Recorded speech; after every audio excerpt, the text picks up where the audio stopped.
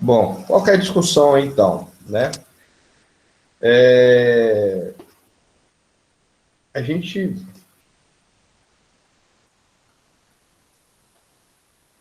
está trabalhando aqui a ideia de estruturas geológicas, né, e tectônicas de placas. Então, esse mapa inicial aí, a gente está vendo, né, os continentes. Vocês podem observar que esse mapa, ele é um mapa de altimetria, tá? Então, aí a gente tem essas partes mais escuras, em marrom especial aí, que são as áreas de maior altitude, tá?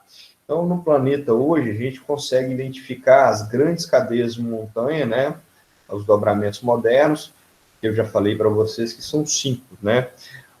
Os Andes e as montanhas rochosas no continente americano, cadeia do Atlas na África, os Alpes na Europa e o Himalaia na Ásia, tá? Então, são grandes cadeias de montanhas que são organizadas, que são sistematizadas a partir de processo orogenético. A gente vai explicar isso daqui a pouquinho, né?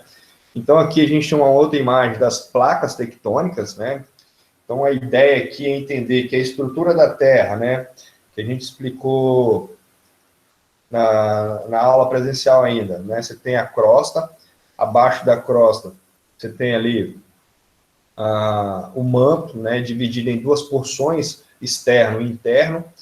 Na porção externa do manto, você tem a formação das correntes de convecção, as tenosferas, né, que é uma área onde tem a mobilidade das placas tectônicas, e também abaixo você tem o núcleo também dividido em duas partes, núcleo interno e externo, né. A diferença entre essas concepções de ser externo ou interno tem a ver com a densidade e do tipo de material presente nessas diferentes porções da Terra.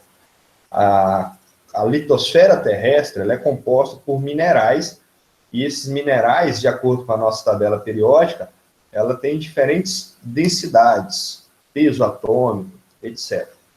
Então, por exemplo, quando você entende o núcleo da Terra formado por níquel, ferro, são minerais com maior densidade. Então, isso ajuda a gente a entender o processo de diferenciação da litosfera terrestre, né?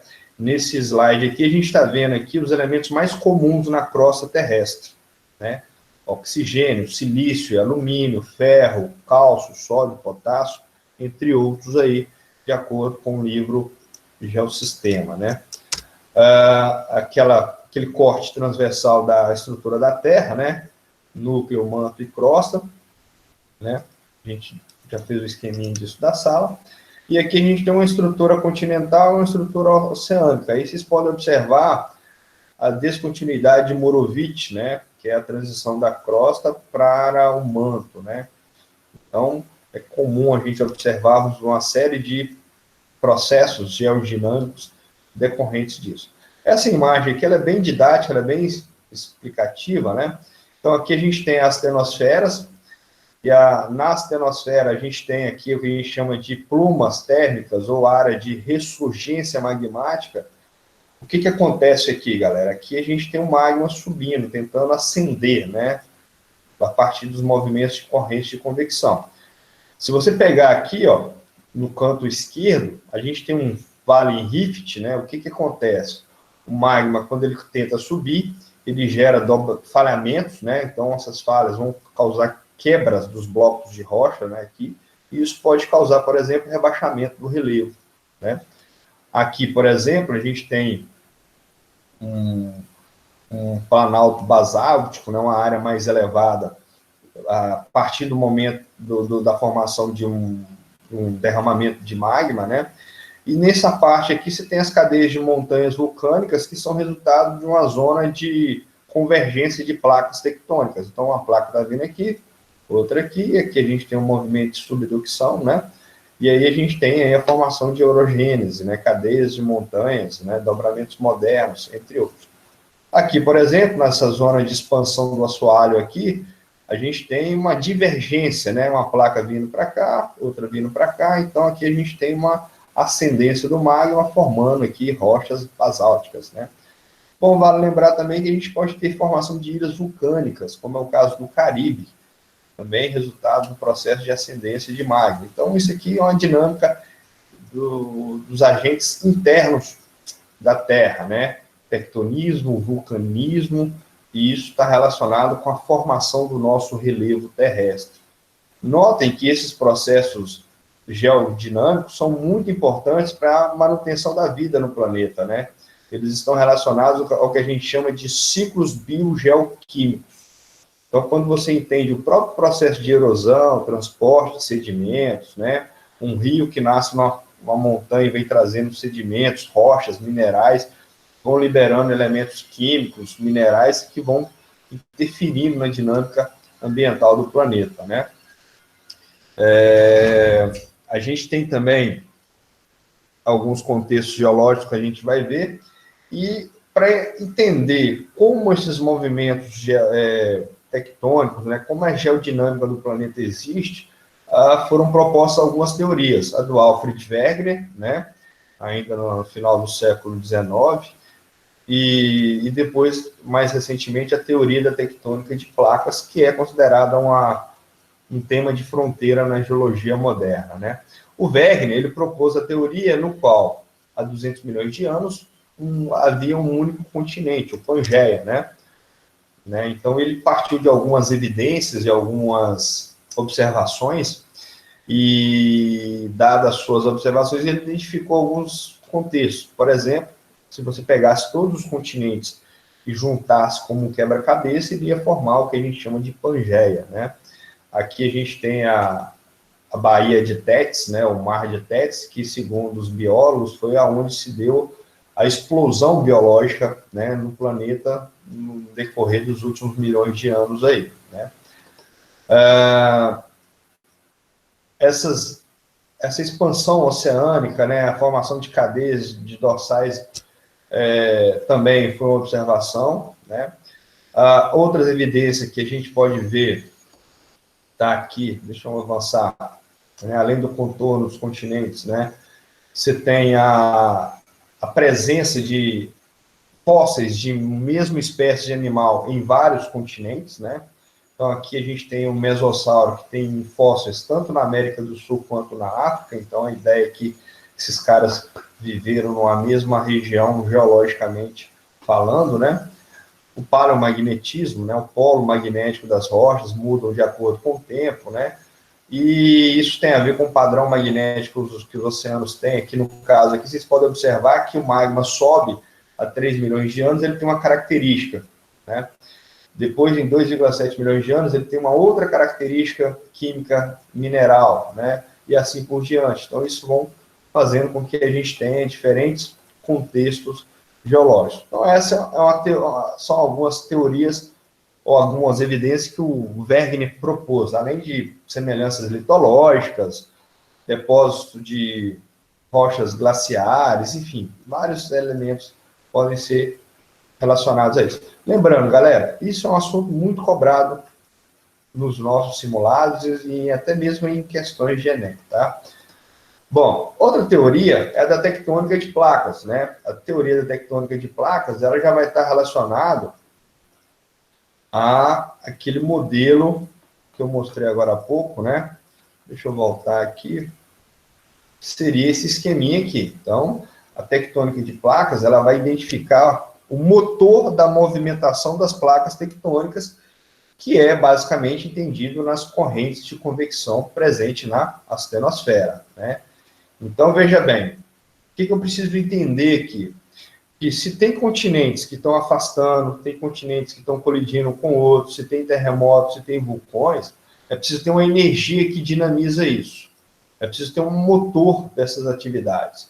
E o motor dessas atividades é explicado pela tectônica de placas, quando ele identifica aqui as correntes de convecção, tá? Então, o magma abaixo da litosfera, ali entre o manto, né, superior, ele movimenta constantemente, e isso faz com que a gente tenha a movimentação das placas tectônicas, e logo vocês vão ter aí diferentes contextos de placas tectônicas e suas respectivas limitações. Ou seja, os tipos de limites de placas que a gente tem, tá? Bom, eu expliquei que o magma, ele é autossustentável porque uma placa tectônica composta por minerais, entre alguns casos, esses minerais, eles têm radioatividade, tório, lítio, urânio, entre outros, e quando ele é dissolvido, né, diluído no magma, ele libera energia.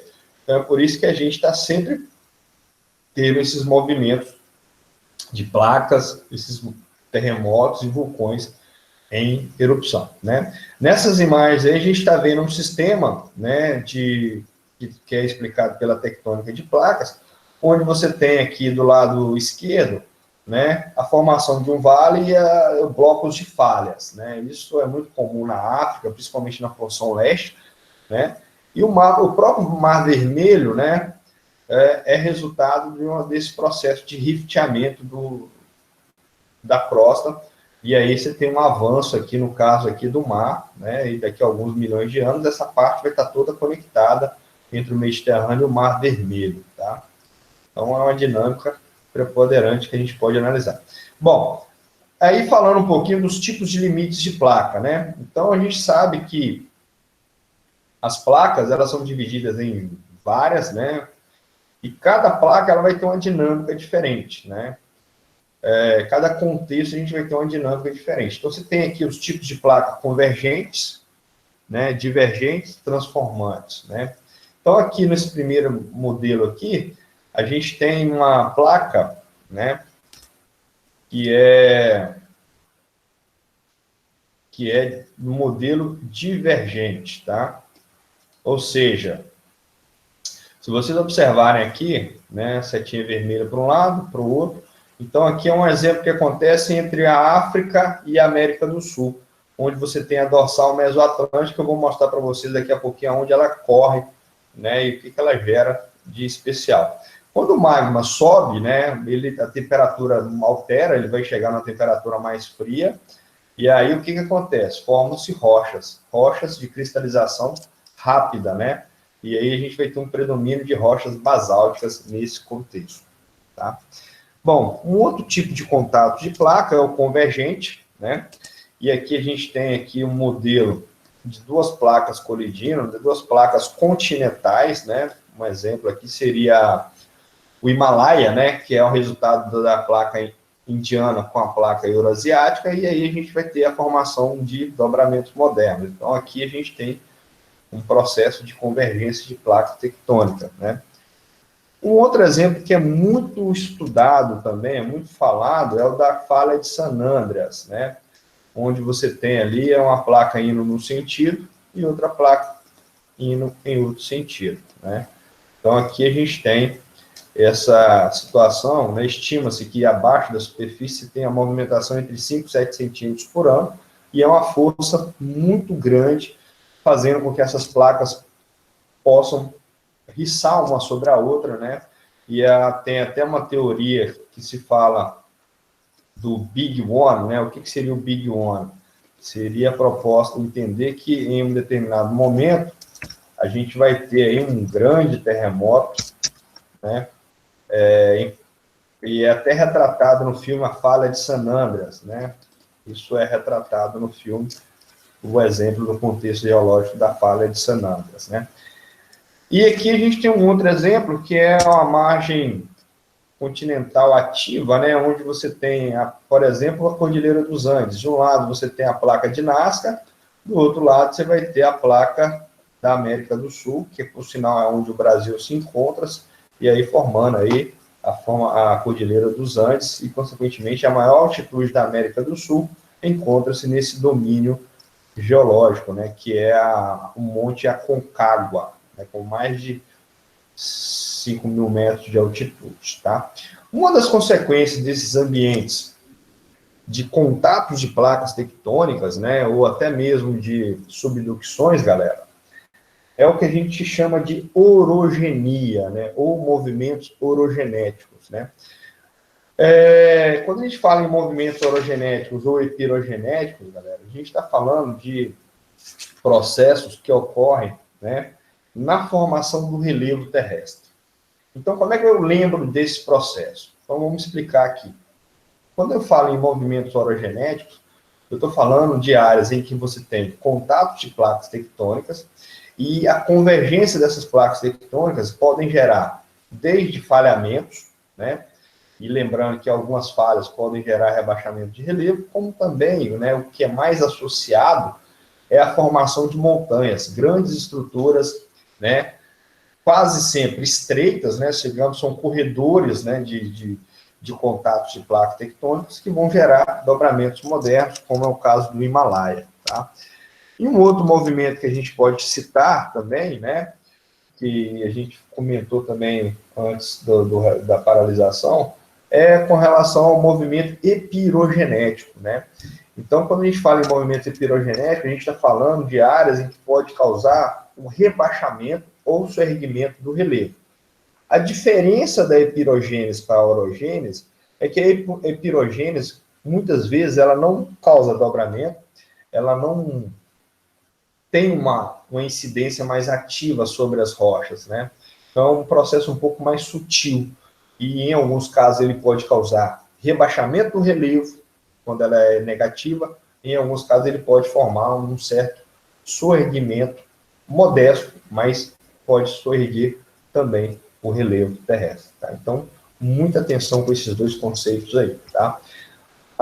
No slide eu tenho aqui essa parte que tem alguns contextos, né, de contatos de placas tectônicas, né, e aí daqui a pouco eu vou mostrar um contexto especial da África, né, que é sobre a questão dos pontos quentes, os hotspots. Bom, dentro dessa questão das placas tectônicas, da tectônica global, é interessante a gente lembrar sobre alguns processos ígneos magmáticos que ocorrem em função desse contexto, né? Então, veja bem, a gente pode entender nessa imagem aqui que os processos ígneos ou magmáticos, eles vão estar ocorrendo, né, na litosfera terrestre de várias formas. Então, aqui você tem formação de estoque, que é um bloco de rocha que está abaixo da superfície terrestre, né, um batólito, né, que lembra, por exemplo, o Pão de Açúcar no Rio, né? Você olha para o Pão de Açúcar no Rio hoje e entende que aquela massa rochosa, há alguns milhões de anos, estava abaixo da superfície terrestre, né? Então, essas camadas horizontais aqui, elas foram sendo erodidas e, em um determinado momento, você tem a ascendência dessa estrutura rochosa, né? Você tem derrames, no caso do Brasil, a gente tem no sul do Brasil ali, São Paulo, Rio, São Paulo, Triângulo Mineiro, né, até chegar na região sul do Brasil ali, os derrames basálticos, que foram áreas em que teve movimentos vulcânicos e formou solos extremamente férteis hoje para a agricultura, como é o solo de terra roxa, né?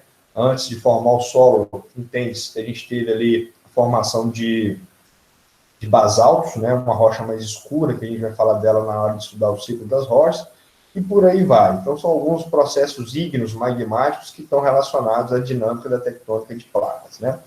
Então, quando eu analiso, né, a relação desses processos com o relevo, né, e até mesmo com alguns aspectos ambientais do planeta, a gente pode pegar um mapa como esse aqui. Então, essa parte marrom é onde está o Himalaia, né, onde temos altitude de acima de 8.000 metros. Né.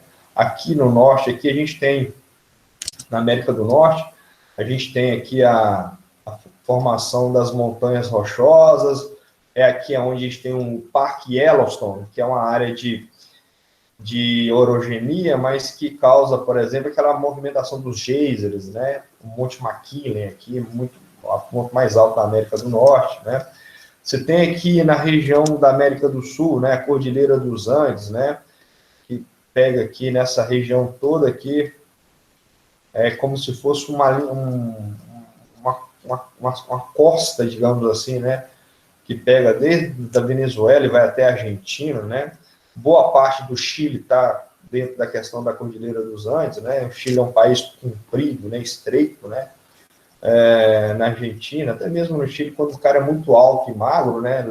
Associa ele ao Chile por causa dessa morfologia aí, né? Então aqui a gente tem essa situação, né? Aqui a gente vai ter o Himalaia, né? Os Himalaias, né? Que pega aqui na Ásia, nessa parte mais escura aqui do mapa. Então, são resultados de processos de movimentos tectônicos, né, convergentes. né? E aí a gente tem também, na relação com essas placas tectônicas, a formação de vulcões. Aqui a gente tem o que a gente chama de ciclo de fogo do Pacífico, né? Que pega desde a Cordilheira dos Andes, América do Norte, passando aqui, chegando até o Japão, né? Nova Zelândia, são áreas onde você tem intensa atividade tectônica, né? Vulcanismo, principalmente, né? Destaca-se o Japão, que é um país que tem alta incidência de terremotos por causa da sua localização geográfica, geológica, melhor dizendo, né? E aí a gente consegue até fazer uma relação, galera, esse mapa é muito legal, que ele consegue identificar aqui a idade das rochas em função do contato de placas tectônicas, né? Então você consegue fazer o que a gente chama de isolinhas com cronologias de rochas em função dessa dinâmica natural do planeta, né? Outros exemplos aqui. E aqui eu vou pegar aqui um contexto especial, né? Que é a questão da África, né? Ou seja, como é que eu analiso aqui a África dentro desse contexto aqui? Então, na África, a gente tem ali o Heta Halley, que é um vulcão que fica no Quênia, super ativo, e a gente vai observar que ele está dentro de uma placa tectônica, né? Então, isso é chamado de pontos quentes, ou hotspots, né? É comum em alguns lugares do mundo você ter essa configuração aí do magma tentar acender, e aí ele fura a placa, né? Digamos assim, formando ali os vulcões, né? Outra questão importante no que diz respeito à África é que essa parte do leste, né, os planaltos do leste da África, é onde você tem a formação dos Rift Valley, né? Então você tem uma subsidência geológica, rebaixa o relevo, e nessas áreas que são rebaixadas em Rift Valley, você pode ter a formação de lagos tectônicos, como é o Lago Tanganyika, Nyassa, entre outros, ou a formação aqui, por exemplo, do Mar Vermelho, né? Você pode ter um contexto que vai fazer com que você tenha um processo de abrasão marinha, né? O avanço do mar sobre esse determinado ambiente, no caso aqui o Mar Vermelho, né? Então, são alguns contextos geológicos muito peculiares. Um outro contexto geológico que eu acho curioso, né, é o da Islândia, né? O da Islândia, que basicamente ele pega aqui na dorsal mesoatlântico, né? Deixa eu achar um outro slide para ficar melhor da gente entender. Aqui. Que é essa parte aqui, ó. Então, essa parte na Islândia, a Islândia é um país que ele tá dividindo, né? Ele está separando, né? Então, hoje na Islândia tem um parque, né, nacional, que é o único lugar do planeta em que você consegue mergulhar e colocar a mão nas duas placas, a euroasiática e na placa norte-americana, né? E daqui a alguns anos essa placa vai ficar cada vez mais espaçada. Então a Islândia está sendo dividida em duas ilhas, né? Lembrando que a Islândia ela entra no livro Viagem ao Centro da Terra, né, do Júlio Verne, que quem não leu, leia, né? Que é muito interessante, e ela serve de referência para entender aí a dinâmica do planeta, né? Em 2010, 2009, um vulcão na Islândia entrou em erupção e jogou cinzas vulcânicas para o planeta, para a atmosfera, né? E teve que, eu lembro que na época o sistema aéreo internacional teve que ficar suspenso alguns dias por causa do impacto das cinzas vulcânicas na atmosfera terrestre. Tá? São alguns contextos que a gente pode falar, né? E aqui nesse mapa, aqui no final do slide, vocês podem olhar depois, né? O que era o mundo há 150 milhões de anos, né? Há 50 milhões de anos, já tem uma... A gente já está falando do Cenozoico aí, né? O mundo hoje, e daqui a alguns milhões de anos ele vai ficar assim, né? Então a gente tem esse contexto geológico, a Terra está sempre buscando o seu equilíbrio, e aí eu vou deixar esse trabalho aqui, né? É possível fazer uma interação entre a tectônica de placas e o clima do planeta? Sim ou não, né? Vamos fazer uma pesquisa, uma reportagem sobre isso e vamos tentar discutir isso com as próximas atividades que eu vou colocar para vocês, tá? Bom, aqui agora eu vou mostrar algumas ferramentas que eu disponibilizei para vocês, tá?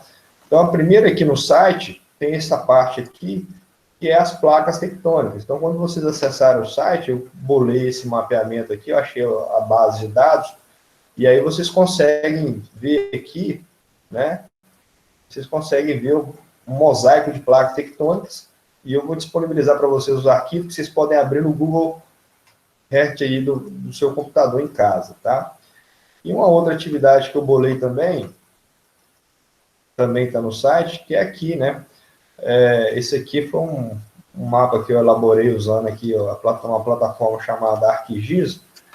Então, aqui você consegue ver as placas tectônicas, os pontos de vulcões e terremotos ao longo do tempo, tá? Então, o que eu falei da dorsal mesoatlântica é justamente essa região aqui, essa linha que pega aqui desde a próxima Antártica, sobe aqui passando pelo Brasil, próximo ao Brasil e África, e vai até o norte aqui, chegando na Islândia, que é essa ponte, que essa parte está sendo destacada aqui no mapa, tá? Então, aqui você tem quando você clicar nos pontos, vai te dar o ano, né? A intensidade do vulcão e do terremoto, por exemplo, o vulcão que você estiver analisando, tem informações sobre vulcões e terremotos em cada um desses pontos aqui, tá? Então, por exemplo, se você clicar nesse pontinho vermelho, vão ser terremotos, tá? Aí vai falar o lugar, o ano e a intensidade dele, vocês podem ver aí em especial. Se a gente observar, eu acho que alguém tinha me perguntado que no Brasil tem terremotos. Só que o nosso terremoto, galera, ele é de pequena intensidade, tá? Deixa eu tentar aplicar aqui, ó. Então, tá vendo aqui, ó? Quando você clicar no pontinho aqui, é um terremoto que teve em Minas Gerais em 2007, né? Mais especificamente no mês de dezembro. E aqui a gente tem a magnitude dele, né? 4,6 na escala Richter, e o número de pessoas que morreram por causa desse terremoto, né? Diferente se você for, por exemplo, em algumas áreas de Cordilheira dos Andes, né? Então, se você for, por exemplo, aqui na Colômbia, vocês vão ver que em 1917 teve um terremoto e teve 6 falecidos, né? E tem uma atividade que a gente pode ver aqui do Haiti, né? Então, no Haiti, e aí vocês podem usar aqui como referência o Japão, né? E também tem uma atividade que vai comparar os dois aí, tá? Então, depois vocês podem pegar o mapa, tá pronto aqui, é só pesquisar aqui, e aí a gente consegue ver esses terremotos, esses eventos e as consequências que esses caras tiveram para cada região aí, tá?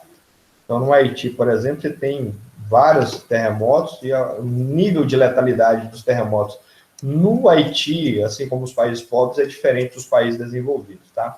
Então, agora a gente vai para a atividade e vou tirar a dúvida de vocês agora, tá?